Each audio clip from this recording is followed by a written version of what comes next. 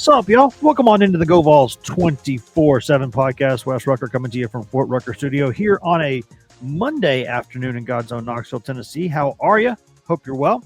I would ask how your weekend's going and if everything's good in your life. But if you're a Tennessee football fan, I imagine things aren't perfect today.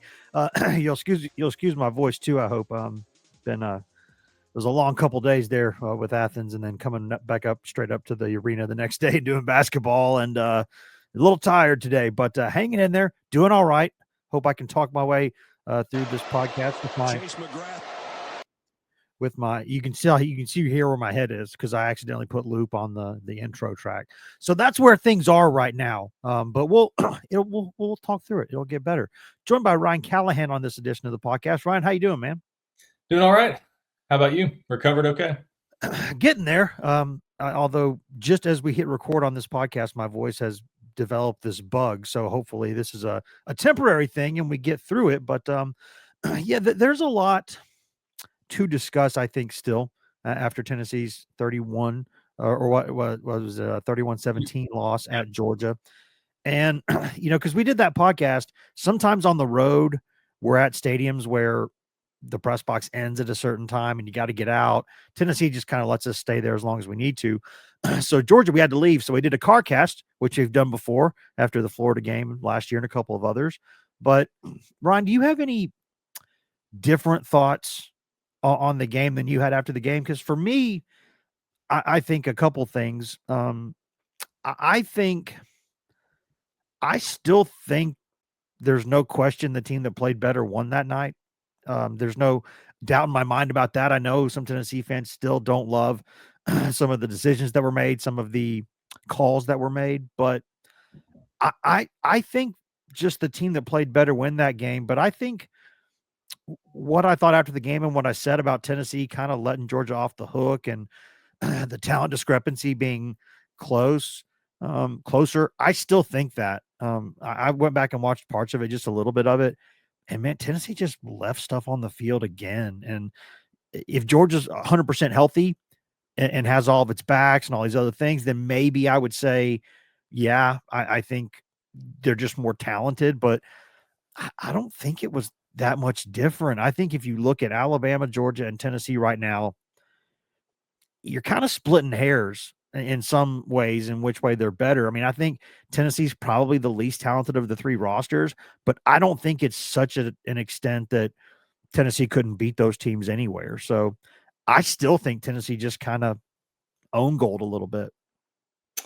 Yeah. Now, obviously, hearing Josh Heupel's comments during his Monday press conference, it definitely worth noting that he pointed out, a lot of problems being, Tennessee beating Tennessee, as he put it, basically, that there were a lot of mistakes that they made, missed opportunities that they had that kept them from making the plays they needed to win the game. I think there's a lot of truth to that. I think Tennessee is still kind of on offense, especially shooting itself in the foot with just different things at different times. I think part of that comes from their inability to consistently produce big plays. We talked about this back in 2022 when Tennessee did have that explosive, high-powered offense that could just turn a turnover or a missed tackle into an 80-yard touchdown in a split second. The game changes. This team just doesn't seem to have as much of that explosiveness, and that makes things harder. And one of the reasons that's a big thing, this is what we talked about a couple of years ago, is when you have to drive, more things can go wrong. And that's sort of just where this offense is, that they're having to drive. And certainly Saturday night they had to drive. Longest pass play of the game was 17 yards. And that just opens up so many other possibilities of things that can derail a drive, a second down sack, a first down holding penalty. Any of those things can be catastrophic for a drive. And those are just going to come up more often just playing the odds when you have to go 8, 10, 12, 14 plays to score a touchdown instead of 4 or 5. So I just think that's part of it. This team's going to have less margin for error because of how they're having to do things. And I think a big part of that is that they're just not as explosive as they would like to be at wide receiver. And maybe Nico to a degree is part of that. But I think the pass protection plays into that, not being able to count on the ability to stand back there in the pocket and have protection for long enough for a receiver to get open down the field. So many aspects of the offense just seem to not be inclined to produce big plays unless it's a Dylan Sampson run. And then on the defensive side, that's where Tennessee obviously let everyone down, I think, a little bit with that performance. Some of that you got to give Georgia credit. Obviously, Carson Beck played well. He showed why he had been viewed as a pretty strong NFL draft prospect going into the year. He's not had the type of year for the most part that people thought he would have, but kind of the good Carson Beck showed up when he needed to for Georgia with their backs to the wall and the college football playoff on the line. And he shook off a slow start, got down 10-0. That's how a championship level team responds when they're down early. And Tennessee's done that too this year. They were down against Alabama and kept fighting back. So it's not as though Georgia's alone in that regard, but Georgia on that night, they got pushed early and they outscored Tennessee 31-7 the rest of the way. Where I would say the difference in talent, I don't feel a lot different from Saturday night after watching the replay of the game and considering some of the things that happened. I don't feel much differently about the talent level than I did then, because I just think where it shows up, it's not that Tennessee can't compete with Georgia. It's not that they couldn't beat Georgia. They're obviously capable of that. They showed that early. It's just that when it's sort of like it reminds me a little bit of the Alabama game last year. Tennessee was up at halftime in that game, played a good first half, absolutely could have won that game if they had played well for 4 quarters, executed, countered Alabama's counterpunch. If they'd found a way to do that, they could have won the game. I felt like in that game, just like I do in this about this game, that the team with the greater talent across the board just has more ways of eventually overcoming you. And Georgia in this case they had tight ends that hadn't, Oscar Delp hadn't done a whole lot this year, 2 touchdown catches. They sort of made some adjustments, came up with ways to expose Tennessee's, limitations in some areas, and they did that, and they were able to cause some problems for that defense. And the big thing that just stands out when you look back at the game, Tim Banks has done this a lot. I totally understand this year why he was willing to do it this way, but he has really relied on a 4-man pass rush a lot of times, and it just didn't get home for whatever reason. That I don't think it's an ability issue. I don't think those guys aren't talented enough to do it. But Georgia did a great job of defending the passer, and made some tweaks and adjustments on the offensive line, and they'd not played well there a week before against Ole Miss, and they cleaned up a lot of that, and Tennessee just couldn't get to Carson Beck. And when they did get there, he kind of slipped away and made a few plays with his legs that were killer at the time. So just a lot of things that didn't go Tennessee's way after they took that early lead. But I think it all, for me, kind of goes back to it's just easier for a team with weapons all over the field. And we talked about Georgia's running game struggling. I mean, Nate Frazier was a stud prospect. Like all these guys that are playing for them, even if they're not putting up big numbers, they're high-level talents. Mm-hmm. And when you have that kind of high-level talent across the board, it just gives you more margin for error. And when the game was on the line, sure, some penalties went their way and things like that. But when things fall your way a little bit or you get a break, you're more likely to capitalize on it if you have that kind of talent across the board. And it's just harder for a team like Tennessee to continue to fight when there's so many different ways you can get beaten by a team like Georgia. And Saturday night kind of reminded you, just like that Georgia-Texas game last month, of all the ways Georgia is a dangerous team when they are motivated and playing well enough to beat anybody.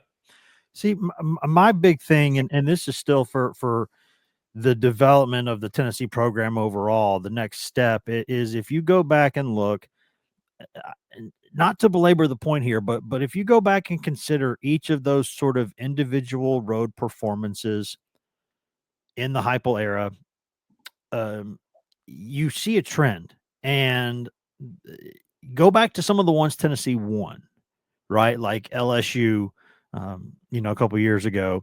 They're playing that game at 11 a.m. Eastern. Cajuns aren't great in the morning, and Tennessee just absolutely smacked LSU in the mouth, and LSU never really responded to it.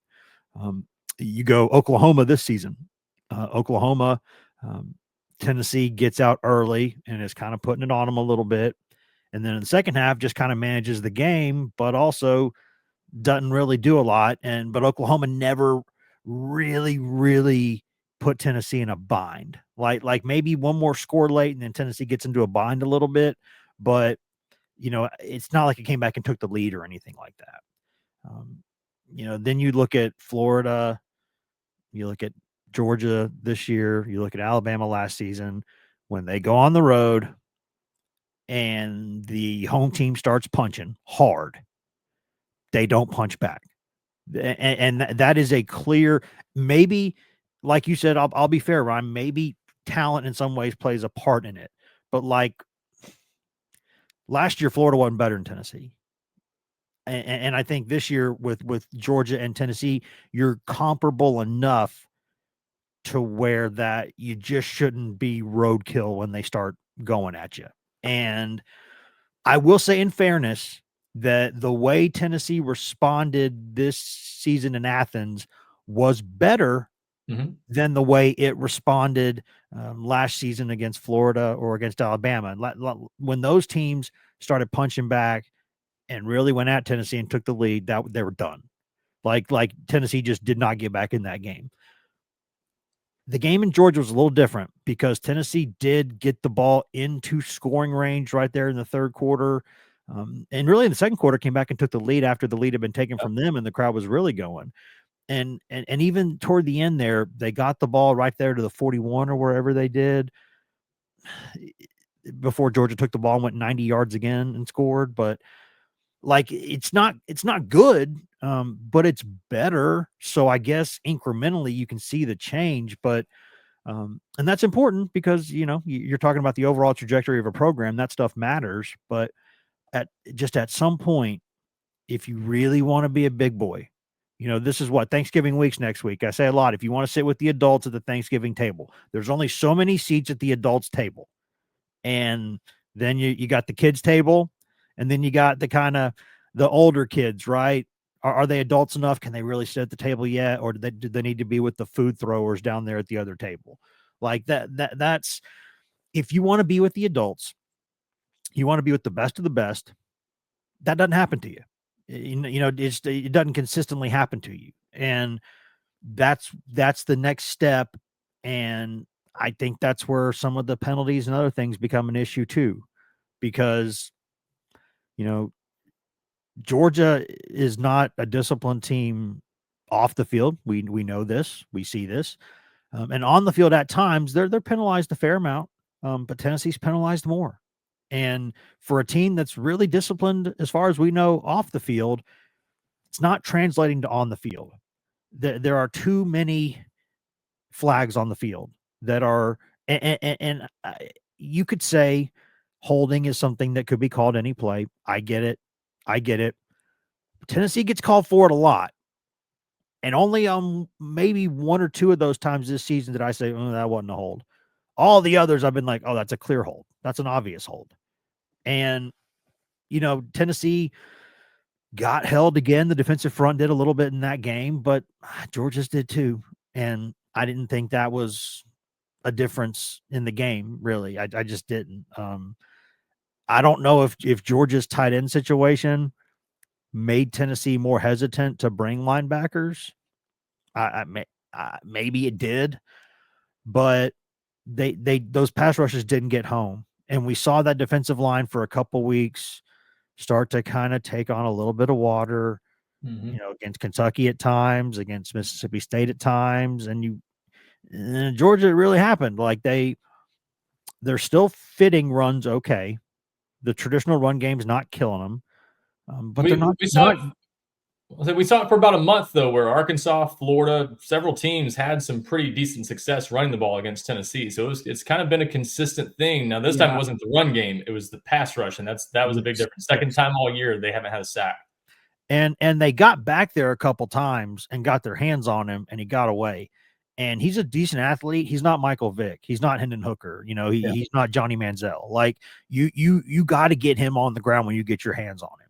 And it just wasn't good enough. It just wasn't good enough. And sometimes that means you got to be critical because, say it a lot, Ryan, the closer you get to the top of the mountain, the thinner the air gets, the harder it is to breathe, the less wiggle room you have.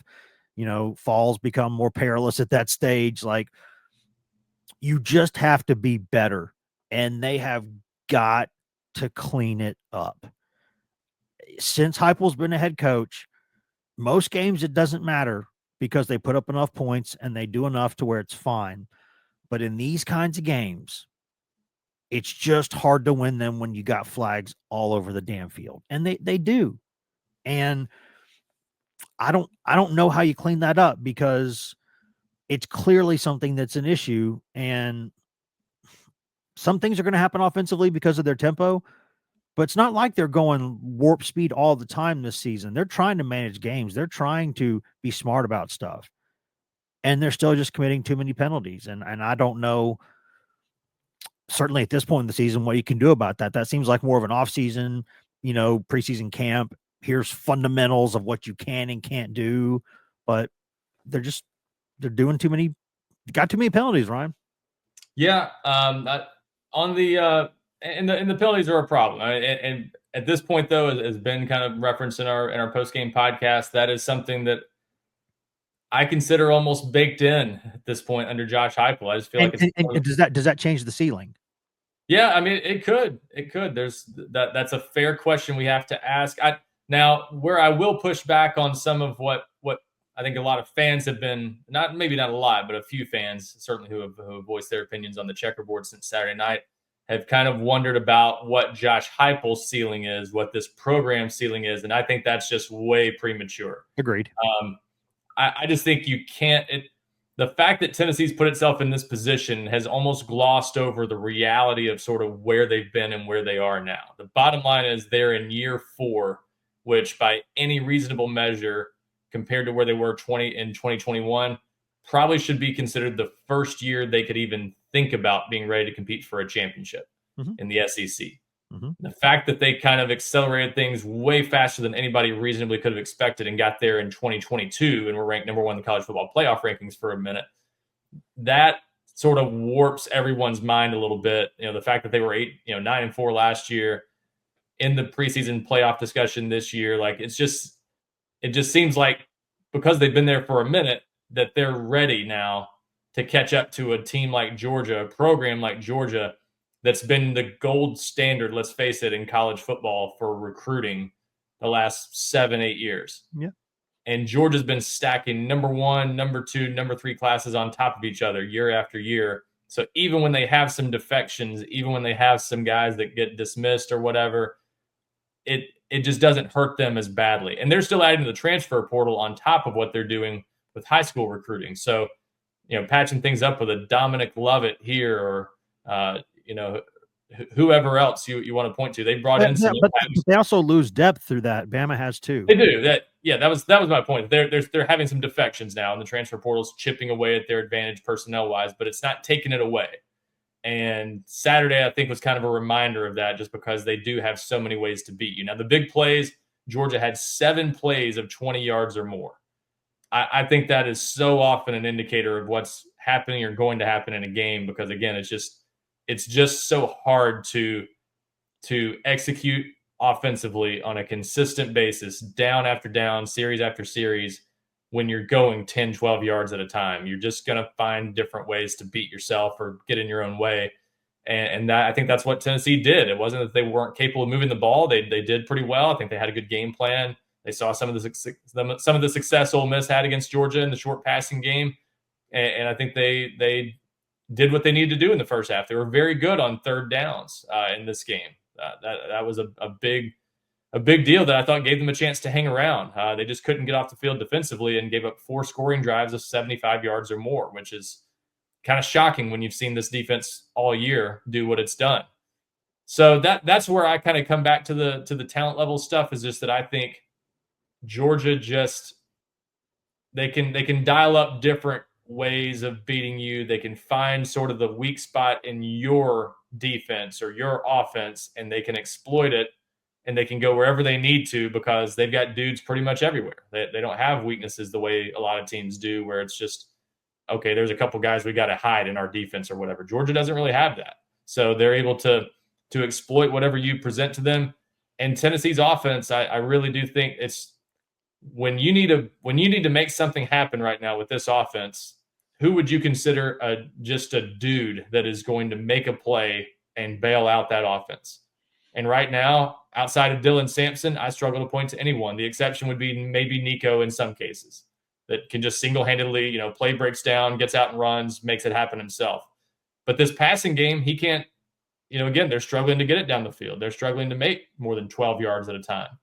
So it's just hard for he's not quite at that level. He wasn't at the level that Carson Beck was at Saturday night. The passing game was efficient, steady, just not great, not explosive. It's kind of a lot of what it's been all year. They didn't throw for 200 yards.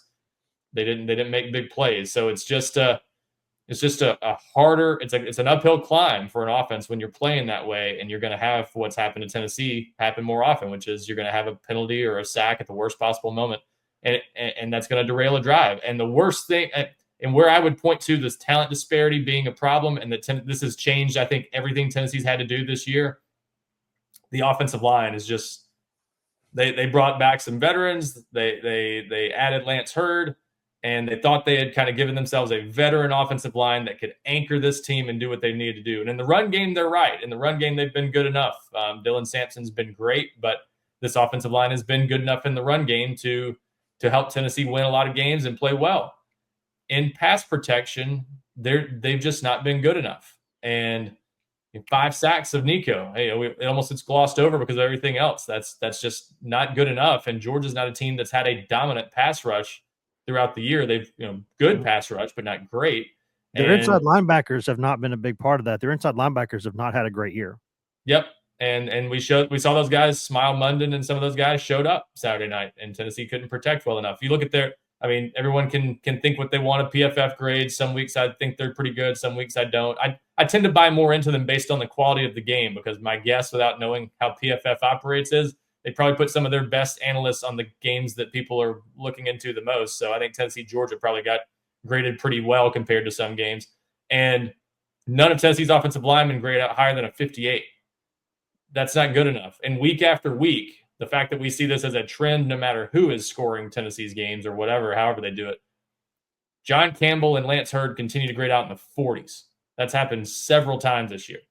That's not good enough. I think Lance Hurd's not even remotely close to good enough. No.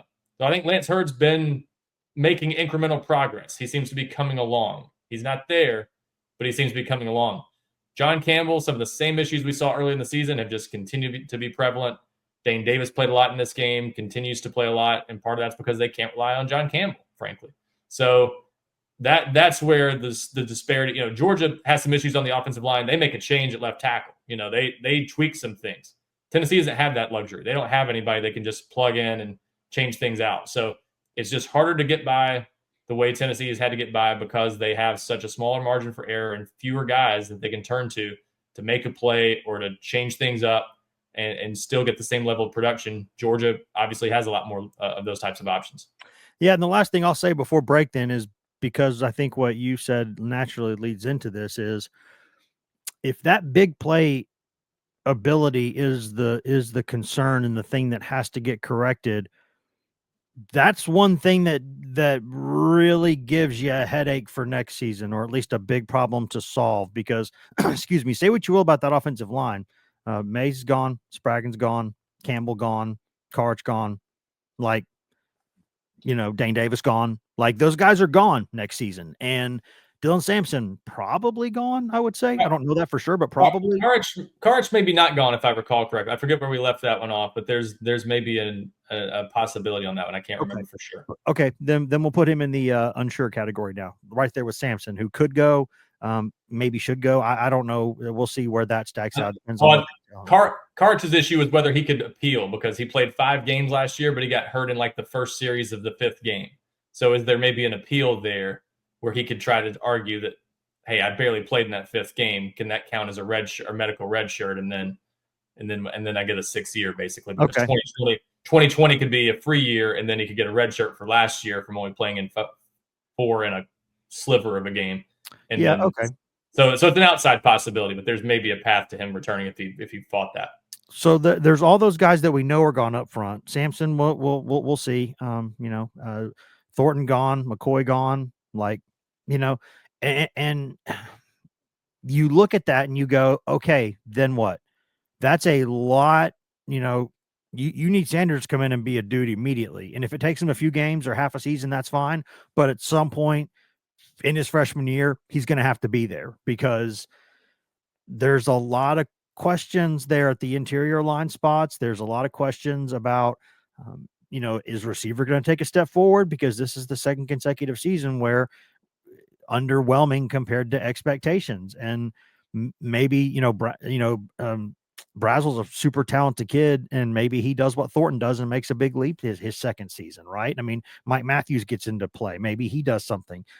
Squirrel White, maybe he, after being dinged up and just not effective this season for a lot of it, maybe he comes back as a senior and he has a great year. I mean, we'll see, but I just wonder, because next season's most likely the last one you're going to have Nico. So put stuff around him. Like, you're going to have to go NIL hunting in a big way to bolster, and playing with Nico should be something that's attractive, but that's a lot of pieces to put together to solve some of these issues.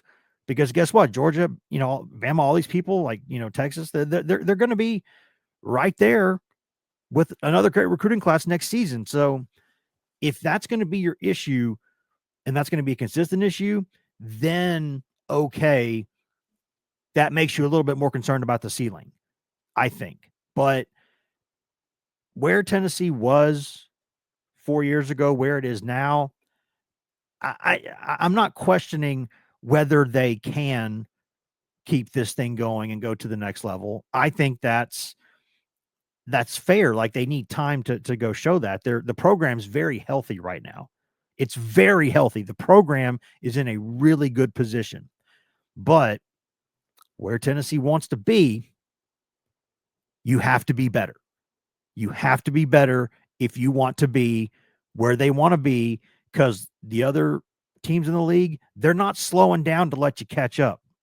You're going to have to go seriously recruit, seriously NIL spend, seriously develop players, and get that thing to the next level, because that's what Tennessee under Danny White in all sports wants to be. It wants to be competing for championships across the board. And to consistently compete for championships, Tennessee's good enough to compete now. But if you want to go win some, there's another level. Yeah, and that's the tough part of the SEC is, if you're and this year, as long as Tennessee finishes the way it should, and they've got a tough game left at Vanderbilt next week, so they've got to win that one. But even if they were to not make the college football playoff at 10-2, they've kind of planted their flag as one of those top tier teams in the SEC with this season, and that's a big deal. I think you've got the door's been open. Florida's down, Auburn's down. Some teams that we didn't, LSU took a step back this year. Missouri didn't quite capitalize on what this year could be for them. It doesn't look like they're going to be a playoff team. They didn't fall back, but they're not quite going to be in there, it looks like. So that they've established. And as annoying as South Carolina can be with that coach, they're not. They're there. They're in the hunt. That's true. So Tennessee has established itself now for the second time in 3 years. You are in the playoff discussion going into the final 2 weeks of the season. That is a great sign, to your point, to the health of the program and being where you want to be. And they needed to establish that this year. They needed to not fall on their face and go 8-4. Doesn't look like they're going to do that. So the fact that they're there allows them to focus on taking the next step. But it's important to do it while this door is open, because that's the crazy part of the SEC. Auburn isn't happy right now. They're coming. They're going to throw everything they can into fixing this. Yep. Florida's keeping Billy Napier, but they're coming. They're throwing money into this to try to bring in some talent to give Billy Napier a chance to turn this around. There are other teams and programs in this conference that are not happy with where they're at, and they're throwing everything they've got into getting back. LSU is going to be aggressive this offseason, I'm sure. They're not going to be happy with how their season ends up, even if they win their last 2 games. So Oklahoma, not happy with how this year has gone, first year in the SEC. So all these programs that also have resources, they're not just standing by and letting you submit yourself as one of those top programs in the SEC. So you've got to keep fighting to hold them off and keep yourself up there. That's sort of where the question then becomes, how do you take that next step? And I don't want to overstate Tennessee's, in my opinion, talent limitations or issues, because let's face it, they've got talent good enough to beat Alabama at home twice in a row. They've got talent good enough to beat Florida at home 2 times in a row. They've got the talent to beat LSU on the road 2 years ago. They did on that team, at least. I'm not sure how this year's teams would have matched up. So they've really kind of conquered almost everybody. It's just that Georgia has been on kind of a different level from everybody. Even Alabama, let's face it, Alabama had slipped just a hair at the end of the Nick Saban era to where Kirby Smart's program has kind of been at the mountaintop in terms of talent. Nobody has assembled talent as well as Georgia.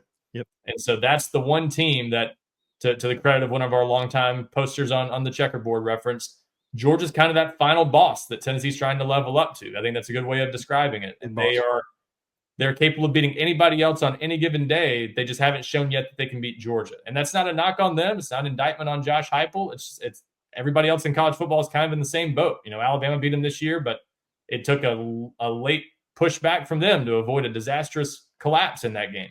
That's just sort of where Georgia's been and where they are. So how do you take that next step? And to your point, you've got to patch up some things and you've got to keep being aggressive, I think, because standing by and thinking, okay, we're good and let's just stay on this course, I don't think that kind of thinking is going to get you there. I think you've got to think, hey, we're not good enough at wide receiver. Let's get better. We're not good enough on the offensive line. Let's get better. I think you've got to keep pushing it while you're here, because otherwise you'll let that opening pass you by. And the next thing you know, somebody else is kind of moving in front of you and cutting in line a little bit, because no one in the SEC is standing by and conceding anything.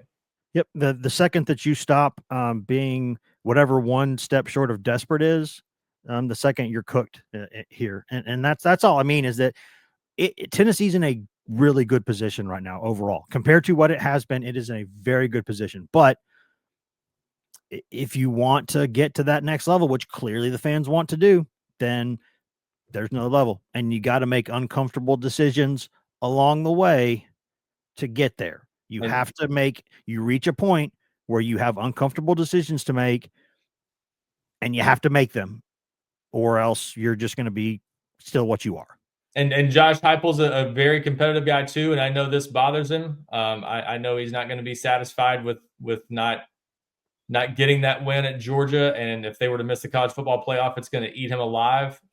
He's not going to be satisfied with that. But one of the questions I have about sort of just the long term, whether this team can sort of take that next step, which is one of the toughest steps to go from contender to championship team. Can they make, to your point, some of the hard decisions? Sometimes you got, in this NIL era especially, you got to look at everything on a year-to-year basis. Like they did with Gerald Mincey last year, sometimes you got to make the decision that's right for you and let guys walk over NIL demands or whatever it might be. Like Tennessee basketball with Adu. Yeah.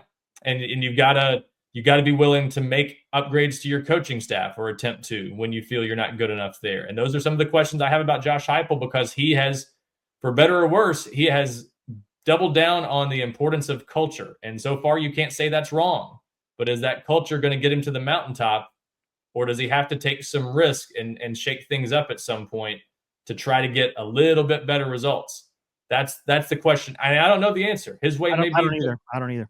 His answer may be the right way, but that's the one thing I wonder is, do you eventually have to sort of shake things up and be a little more aggressive and willing to, kind of part ways with your guys, or let players walk that you inherently don't want to lose, to sort of do the right thing? Because sometimes you just, again, we're talking about upgrading receiver, upgrading the offensive line.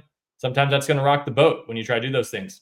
Sometimes you got to be willing to do that. I think in this era of college football, especially, you got to be willing to do that. And I don't know yet how Josh Heupel is going to handle those types of situations. And we're overdue for a break, so we're going to get to it right now. But the last thing I'll say is, with the offensive coaching staff, one thing to consider is there aren't as many coaches out there who are coaches of this system. This system is its own kind of thing, this veer and shoot. It's not like, they're speaking Martian or anything, but like it is, they have a very close circle nationally of people who run this kind of offense and coach this kind of offense. And they tend to hire with people who understand this offense. They bring coaches from within. They don't go to coaching clinics around the country and show their secrets as much as other systems do. Like they have their own kind of culture, and they don't talk about some of this stuff. So that does make your pool a little bit smaller maybe for some of this, and that's one of the reasons they tend to develop their own guys and keep them. Yep. Because if you have a lot of turnover, that leads to more people maybe knowing how the secret sauce is made, and you get guys that don't know how to do things the way you do them, and it's just not the right mix. So that's one of the reasons they've kind of done it the way they have. And that's why they guard everything at practice, including mesh points, as if they're nuclear secrets, because that's just sort of what they do, and they got their own way. So again, we're way overdue for break, so we're going to get to that right now. Pay some bills, listen to products, services, in-house ads, etc. We still got college football playoff rankings to discuss. Those don't come out yet, but we will talk about where things are, where they should be, whether the polls have told us anything so far. Maybe they have, maybe they haven't, and then maybe a little bit about the future. So we'll get to those things, but first we do need to step away for a break right here on the GoVols247 Podcast. Hashtag ad. Welcome back to the GoVols247 Podcast, brought to you by whatever products, services, and in-house ads you just heard a moment ago during that commercial break. Wes Rucker and Ryan Callahan coming to you here on a lovely Monday afternoon in God's own Knoxville, Tennessee, where right now it is 69 degrees. Nice. We are talking Tennessee football primarily on this episode. Obviously, there was a basketball game Sunday. The 11th ranked Vols put a whooping on Austin Peay. Ben and I will have more on that later in the week. It's a big week coming up for those guys. With obviously going down to Nassau to the Bahamas to play, I believe it is Virginia on Thursday. And then Friday, it will be either Baylor or St. John's. So, Wes, you couldn't talk your way into getting on that trip to the Bahamas? You think I didn't try? You think I didn't try? Yeah, no, it's listen, and we keep usually big basketball road trips. We kind of wait until football season has ended just because we try to be good stewards of company resources. But yeah, that would be fun to go to. But anyways, we'll have coverage of all that like we always do. We got some stuff Ben and I will talk about later in the week on that. So I didn't want you to think I was ignoring all that. Plus, Austin Peay's coach wore military fatigues, and Austin Peay has a player with one arm, which I don't know how to say that other than Austin Peay has a player with one arm, and he hit a 3-pointer and blocked 2 shots. And yeah, one of the most inspirational things I have ever seen in my life. And just an unbelievable story that kid is. So we'll talk about some of that later in the week, but we're keeping it to football for now. And before we get back to football, just a quick reminder, quick request. If you could take about a minute out of your day right now and go in and rate, review, and subscribe to this podcast, we really would appreciate that. Anywhere you can go to Cast a Fine Pod, you can find this podcast and all the video or audio channels. And then for the video stuff, everything but the post game stuff for now is going to be, it's up on Facebook, it's up on YouTube. So that's why you're seeing these faces right now that you're seeing. If you're watching that, apologies for that. But please, guys, we do this for free. We want to keep doing it for free. If we have our pick, if I have my pick anyway, we'll keep doing it for free. But that's a social contract involved, and you got to go in there, rate, review, and subscribe like you have been. You've been doing great, but please keep doing that. Please leave a fresh review. Helps us out tremendously with those algorithms. So please go do that. If you're already doing all that stuff, thank you. We love you. If not, I award you no points, and may God have mercy on your soul. Ryan, let's get back into the college football playoff rankings and the great debate. Right now, I think there's 2 different conversations here. One of them is purely SEC. The other one is the whole, package, every other conference, right? I would hope that from the other conference standpoint, I would hope that BYU's loss at home to Kansas, a 3-6 Kansas team. Again, a Kansas team that has lost close games all season long, but still a home game against a 3-6 football team. BYU loses that game. So I would hope that cements the Big 12 status as a 1-bid league. I'm pretty sure, hopefully we can all acknowledge that's a 1-bid league. We'll see about the ACC, but I still think that's a 1-bid league, but maybe there's a way that they could kind of, rig it up where they get 2. And then you got a couple other conferences, they're going to have 1. So you've basically got, I don't know, let's just say 8 spots between the SEC and Big 10. More or less. I mean, that's a conservative guess, but that's about what I think it would be. And so I think no matter what happens, this committee is going to go 4 Big 10, 4 SEC. I think it should be 5 SEC, 3 Big 10. That's what I think. But I think it's probably going to be 4 and 4. The chairman this year is Michigan's AD. Like they're not gonna.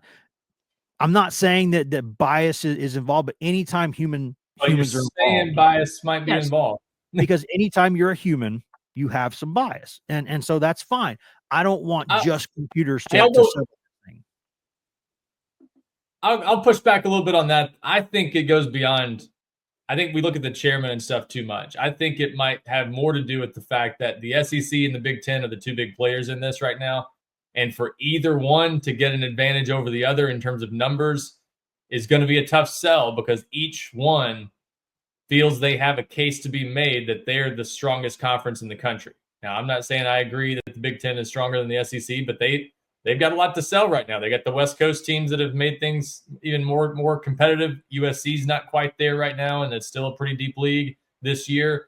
So they're going to say they've got the right to have just as many teams as the SEC in there. So I think that's the biggest thing, is that right now this is a two-conference sport for the most part, and that it's going to be hard for the committee to justify either of those conferences getting more bids than the other, unless one conference just mutilates itself to the point that there are only 3 teams worthy of getting in, which is obviously not the case this year in the Big Ten.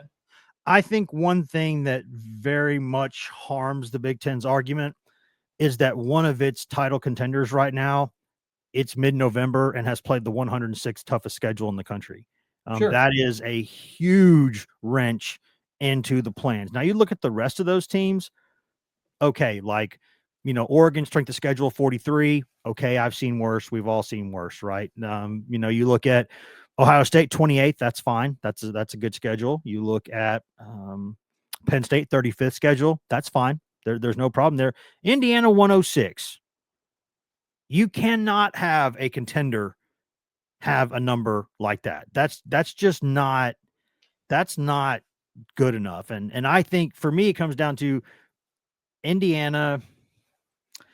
If it wins at Ohio State, it's a lock, and it should be a lock.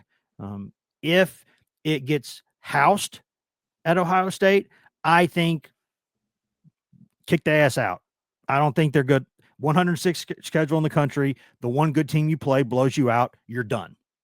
In my mind, you're done. Now, will they do that? I don't know, but I don't think they will. I'm very skeptical of that. I just think in this format, because this format allows you to play it out on the field, I think it's going to be hard for there ever to be an SEC or Big Ten team, to my point a second ago, for either of those conferences to put in a team that's 11-1 and not have them in the field. That they're just going to say, you know what? The schedule might not fall in your way this year. You might have been left with a bunch of weak teams from your conference because it's so deep, and you just didn't get the best teams in the conference that year besides one. But you know what? We can't penalize you for that. Your schedule is your schedule, especially within the conference, and that's what you drew. So we're not going to keep you out based on that, because it's a 12-team playoff, and 11 wins from one of the two best conferences in the country warrants a spot. I'm afraid that's how they're going to approach it, because I just think it's you can make the case on the resume that Tennessee is better than Indiana. But again, look at what you're saying then about the SEC versus the Big Ten potentially, and how that would set with the Big Ten. And this whole thing's a power play right now. These conferences are jockeying for position, for money. So if you're the college football playoff, and again, this is a money-making venture. This is not the NCAA running the college football playoff. This is a private money-making venture where you are trying to work in concert with the conferences that make up the playoff. So when you're trying to do that, you're trying not to make controversial decisions that are going to endanger your next deal that might be worth even more money. So I don't think you're going to draw that line in the sand on an 11-1 Indiana team in the first year of a 12-team playoff and leave them out because they lost to Ohio State by 40 or whatever. But it's an interesting discussion if that's how this game goes. I think they need style points. They need to at least be somewhat competitive. I think a 20-point loss, they're in. See, I would not. If it's 30 or 40, if it's more than 2 scores, they're done to me. Because here's the thing. In the SEC, which schedule have we all mocked all season long for how weak it is? Texas. Mm-hmm. All season long, we have all crapped on Texas's schedule because you know what? It's a crap schedule. You know where it is right now? Take a guess. 38th. Ooh. We have all crapped on Texas's schedule all season long, and rightfully so, in my opinion. It's not their fault Michigan's bad. That's that team won the title last season. That's not their fault. Then you look at the conference schedule. They didn't ask for that. They were given the conference schedule. That's not their fault. Now you can still hold it against them a little bit, but I don't really hold it against them because that's not their choice. But you look at that and we've all crapped on it, right? And it's 38th. People have even said, what's another schedule that people said wasn't a very tough one? Tennessee, right? People have said at times that's not a very good schedule. Guess what? 18th nationally. What about Missouri? Where do they rank right now? That's another one that I've kind of dumped on a lot of the year. Let's see. Mizzou's might actually be bad. Let me look. Mizzou's is, nope, 21st. Yep. We've crapped on those schedules all season long for not being tough.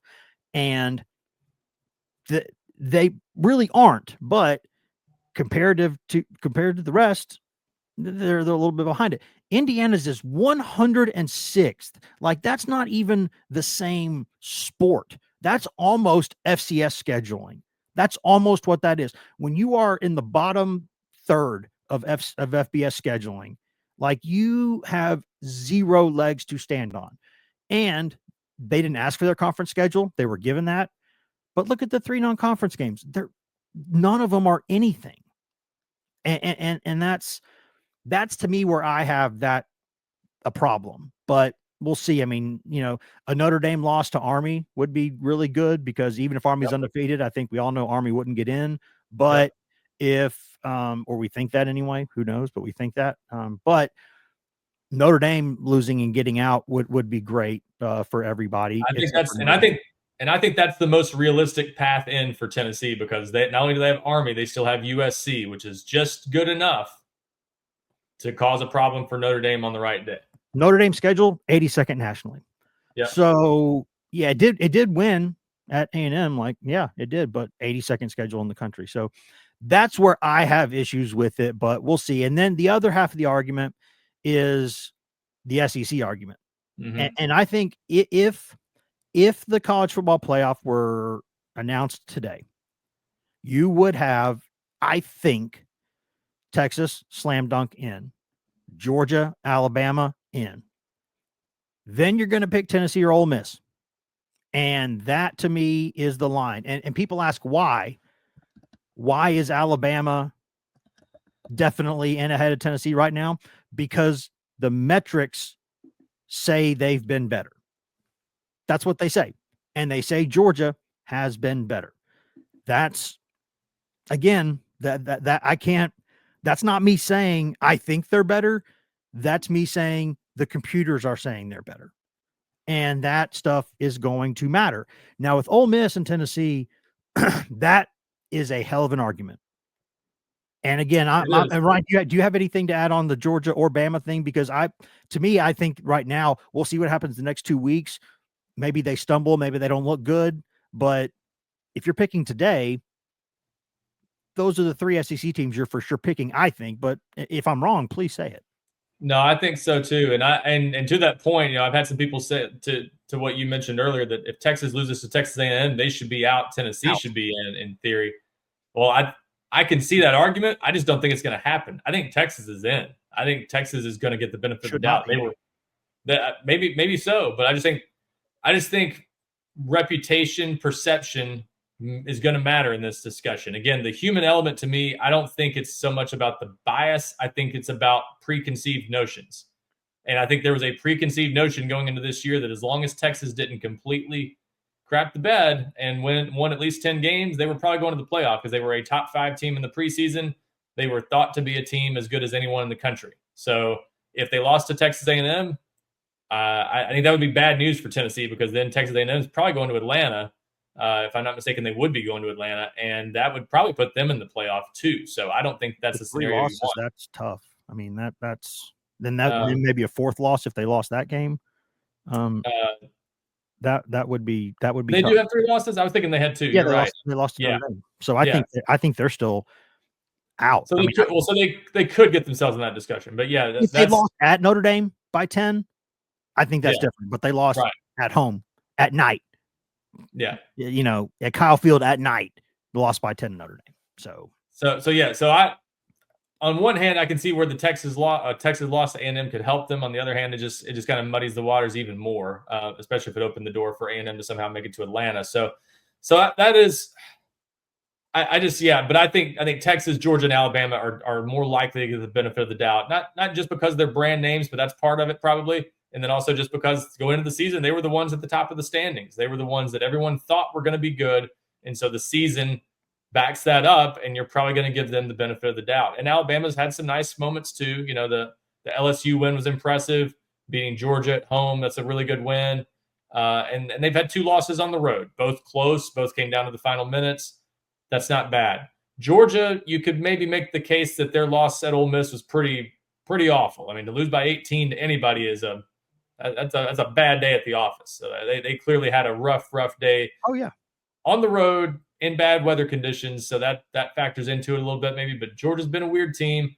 I just generally think they're going to get the benefit of the doubt too. But, and again, you saw them take down Tennessee, another playoff contender, by 2 touchdowns at home. So they still, with their backs to the wall, responded the way you want a team to respond, and they're going to be in Atlanta quite possibly. I mean, we'll see how the tiebreakers play out here. We'll see about all that, who goes and who doesn't. But there's a chance they play for the SEC championship, so it might not matter anyway. I don't think anybody playing in one of those, the Big Ten or SEC championship game, if you're playing in one of those, I think you're in. I don't think it would take something weird for you not to be in the college football playoff. In my opinion. If you're A&M though, I think if you're A&M, you still wouldn't necessarily. If you're A&M, it's maybe that's one of those scenarios where maybe it could be weird. But yeah, again, I don't know how those tiebreakers are going to play out. I haven't done all the different scenarios yet.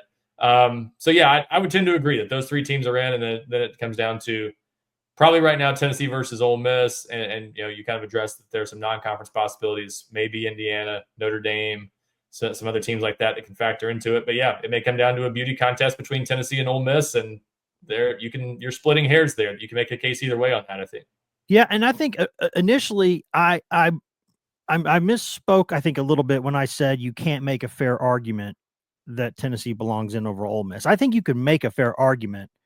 I just think if you're Tennessee, the more you dive into that, the more you don't feel great about that argument. Because by the way, you confused me. I thought I was right. A&M has 2 losses, 1 in the conference, so that's why. Yeah, they would be in the SEC championship game if they went out. They do not. Okay, have then they're in. Yeah, okay, then they're in. So I and at that point they're really kind of hurting the SEC because they lost to Notre Dame and they got the title game. So yeah, I mean, but I think with Tennessee and with Ole Miss, they talk about that game control stat.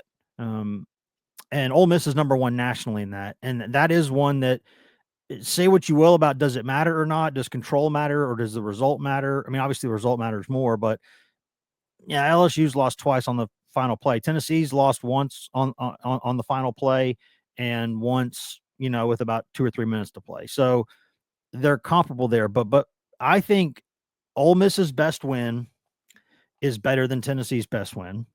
Ole Miss's second best win is better than Tennessee's second best win. That's where it becomes problematic. What would you call it? South Carolina, the second best win? Yeah. And I think that's better than Tennessee's second best win right now. Which is what, Florida, maybe? Maybe. Yeah. I mean, that's a no doubter in my opinion. So you get to that and you say, okay, where do you stack good wins versus terrible losses? And to me, no matter the sport, I've consistently said, to me, good wins matter more than bad losses because they show what you can be. And you could say that bad losses show who you can be too, but I agree on that. Some Tennessee fans have made the argument that the Arkansas loss, because it's on the road, not being as bad as Ole Miss's loss to Kentucky, makes Tennessee's resume stronger. I think those are just similarly bad losses. They're not. It's not that one being slightly less bad than the other makes the other team more deserving. I just think they're bad losses. And like you said, you're going to look more at the positives that each team has going for it. I don't think they cancel each other out, but I don't think the Arkansas loss being not quite as bad because it's on the road really strengthens Tennessee's case that much. Yeah, that's where I think, let me see if I can articulate this. Should have thought about this in my head before I said I was going to articulate this. I think if the argument that you make is that Tennessee doesn't get in because of the Arkansas loss, I don't think if you're comparing them to Ole Miss, that's a fair thing to say. I mean, yes, if Tennessee wins the Arkansas game, it's in, but it's not just because that Arkansas loss. It's because that's not a good argument because Ole Miss's worst loss will be worse. So that's not the argument. The argument is, what were your best wins?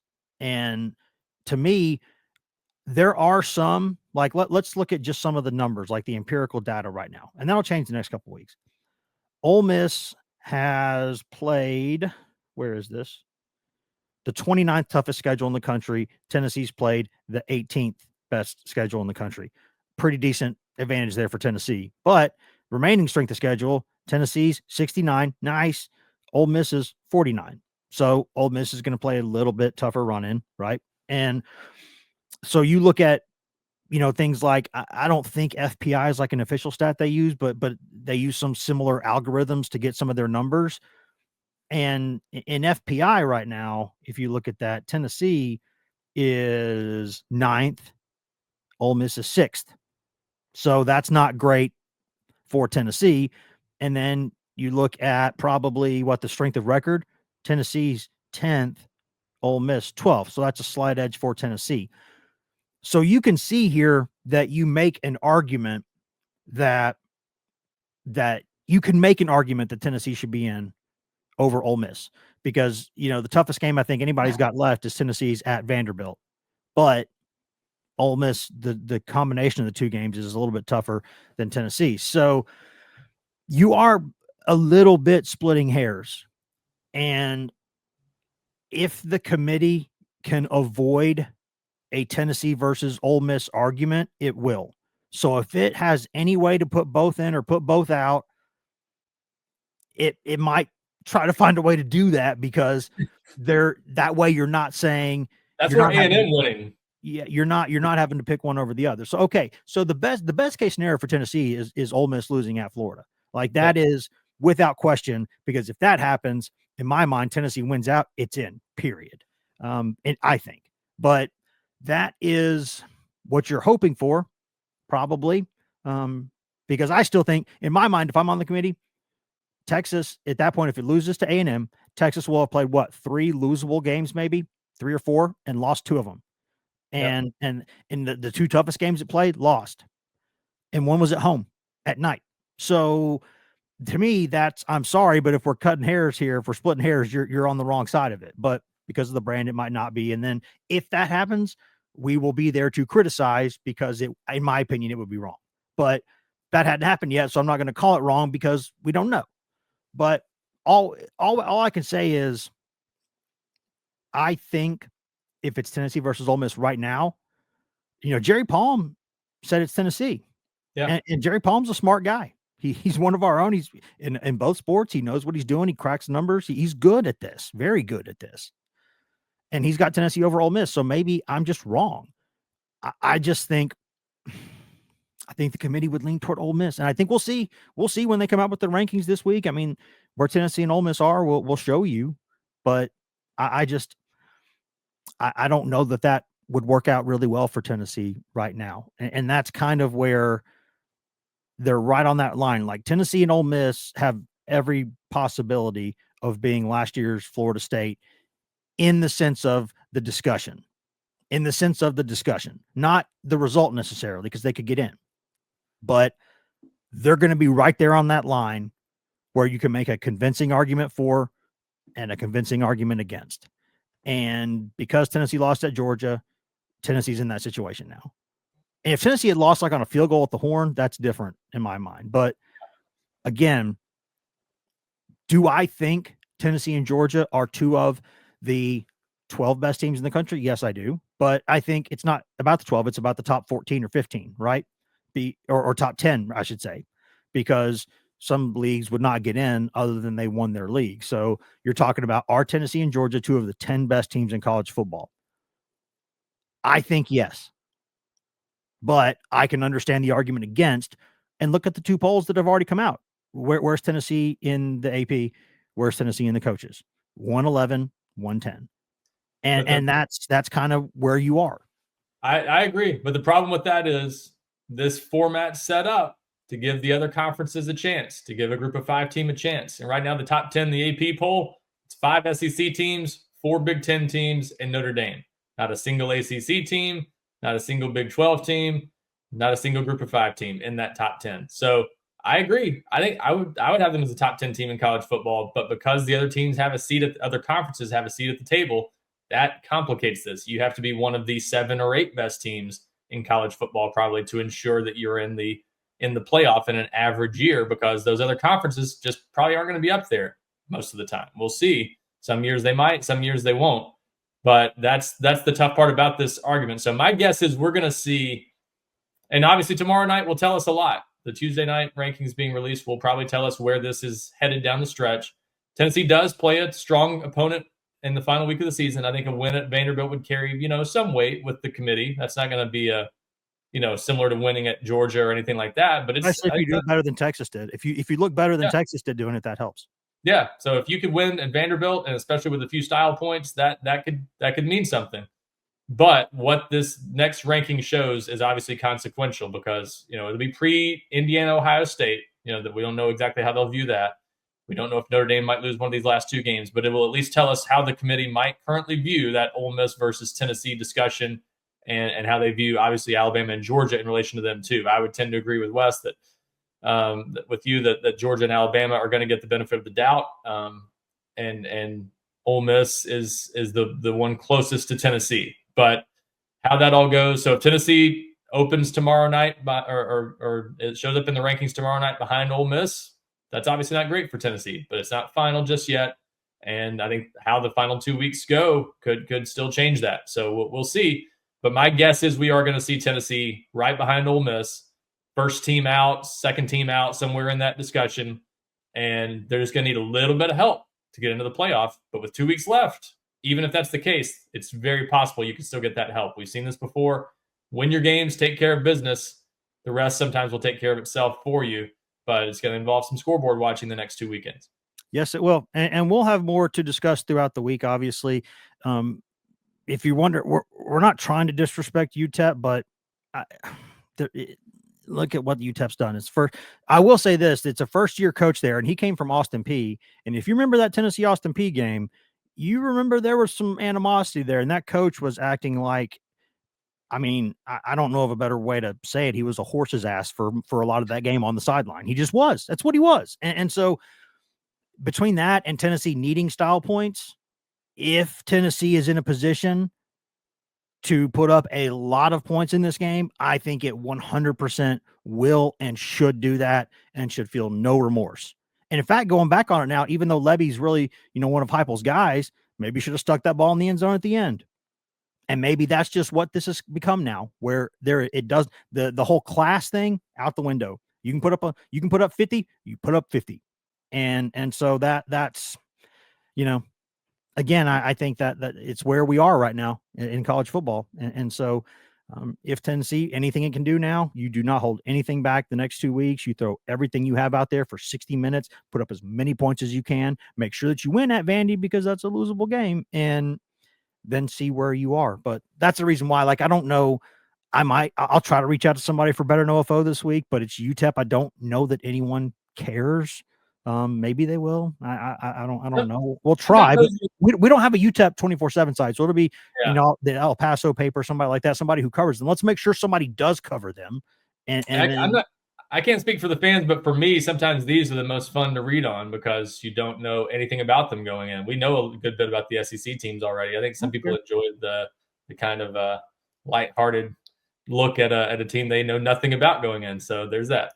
Well, there you go. Well, we will. I'll try. So we'll see if someone covers them, because before Tennessee has played teams where, honest to God, nobody covers them. So that's Kent State didn't send anybody, right? Yeah. In this day of, unfortunately, what's happening in newspapers across the country, which is why I love them with all my heart, but left them because I saw this coming, is that some of these teams now don't get a lot of coverage unless they have dedicated sites to cover them themselves. So kind of where things are right now, but we will see where things stand. I will try to make that happen. We'll obviously have basketball coverage throughout the week with Tennessee getting ready to go to the Bahamas and going to the Bahamas this week to play a couple big games. We'll have updates from the college football playoff rankings. We'll have analysis of that. We'll have analysis of other people's analysis of that. We will have everything there throughout the week. And then we all know with recruiting, that stuff never stops. So that'll be another home game, the final home game of the season. So last chance to sneak in some guys.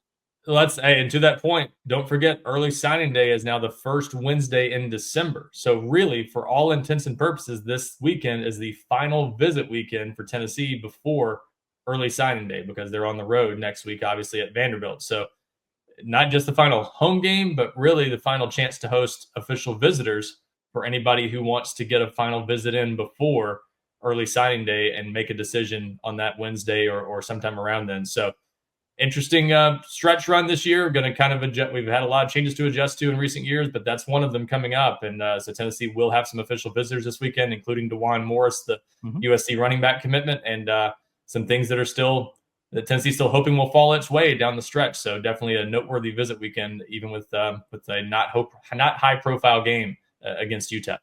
Yeah, and it's obviously senior day, so we'll have some stuff from that too. But it's Vanderbilt is a home away from home game. There'll be more Tennessee fans than Vandy fans there, but you can't. Oh no, definitely 100%. There's no chance anything but that, none.